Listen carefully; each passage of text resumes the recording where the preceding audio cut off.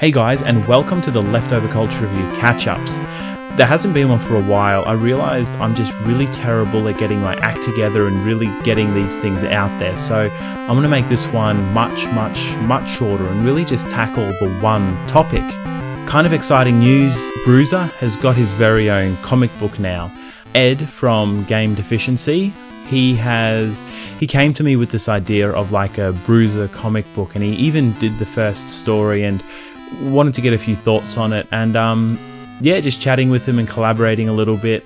We worked on, the front page, the cover for the comic book, and we're starting to put together a few of the stories now, and it's looking really awesome. I'm a little bit blown away by how well it's come together. So the first story is all done, and it's been drawn up and it's been written in, and we're just doing a little bit of final QA and stuff. But I did launch that. I announced it on the website, theleftoverculturereview.com. So you can head over there and start reading the comic book. We put up the cover with the index and page one, just as a kind of hey, it's here, it's happening. There's a few dates up there, as we're going to add one page a week. And that gives us a little bit of time to just check the page, make sure it's okay. Gives Ed enough time to work on the pages. Also means that, things do happen over on the website, and I'd love to, push a little bit more traffic there. I'm gonna be transparent about that. There's some really cool articles up from Nostalgic Row and from Dan, the physics guy.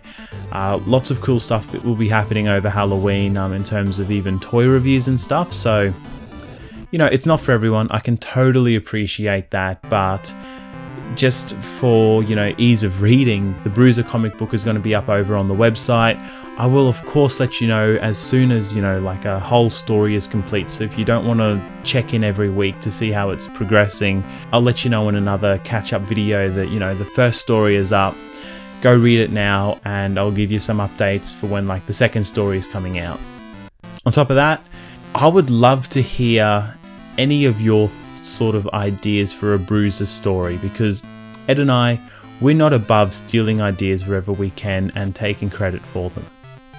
Well, we can give you credit, but I came up with Bruiser when I wanted to write a character for the reviews who pretty much embodies everything that I love about video games and the excitement around video games, and just getting really excited even about the worst titles, just because there's going to be something in there for me to enjoy. I do really enjoy playing some of the worst video games, so it wasn't too much of a stretch. But when I was writing some of the scenes for Bruiser, especially thinking back to the Skyhammer review in Sengoku, where he's got the ninja sword in the apocalypse, in the Skyhammer review he goes down to the docks to pick up his game imported from America, and he has to shoot up some people at the dock to extract his game copy and get out of there.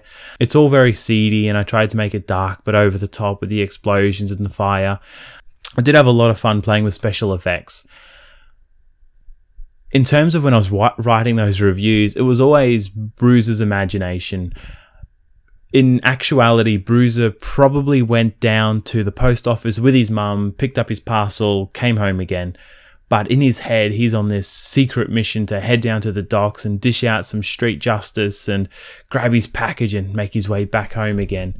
And I thought the stories could really echo that, the stories in the comic book could really echo that imagination that Bruiser's got, where he's the hero just 24/7 in his head, and he's trying to do these epic, awesome deeds, but they never really translate that well into real life. I guess when I was reading the comic, I got a bit of a Beavis and Butthead vibe. Instead of trying to score chicks, Bruiser's really trying to dish out some street justice any way he can.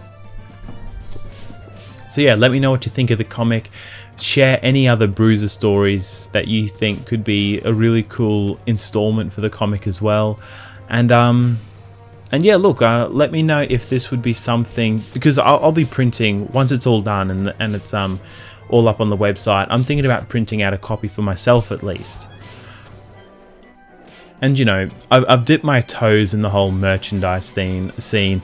I do have a t-shirt shop over on the Leftover Culture Review website. Well, it's not just t-shirts, they also do stickers and pillowcases and iPhone covers. Been thinking about picking up a few stickers myself, but I've dipped my toes in the whole sort of YouTuber merchandise scene. My own shop, I really wanted to do more of a just a place with a few cool designs that you can get printed on a few cool things. Not just the Leftover Culture Review logo, but actually having like a cool little shop set up. So I guess in addition to that, I'm kind of curious how people would like to receive their comic book. I'm not really sure if there's many people out there who want a printed physical copy, or once the comic book's all up, if you would like to have, you know, a high quality PDF, or if there's some other way to go about distributing it.